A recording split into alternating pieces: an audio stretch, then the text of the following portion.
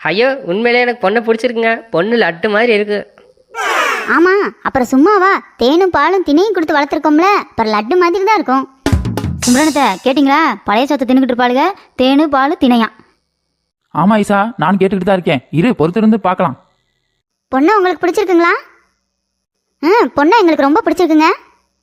கல்யாணத்துக்கு ஒரே ஒரு கண்டிஷன் இருக்கு, அதை என்னன்னு சொல்கிறேன் கேளுங்க. சிம்ரனத்தை பார்த்தீங்களா? இவளுக்கெல்லாம் மாப்பிள்ளை கிடைக்கிறதே பேசு, இதில் கண்டிஷன் வேற போடுவாளுலாம். கால கொடுமத்தை. சம்மந்தி, என்ன கண்டிஷன் சொல்லுங்க சம்மந்தி.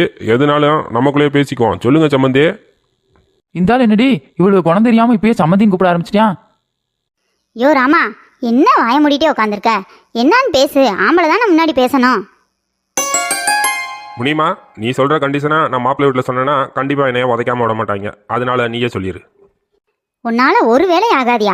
உங்க அண்ணன் சும்மா தானே இருக்காரு, அந்த ஆளை சொல்ல சொல்லு. சரி முனி.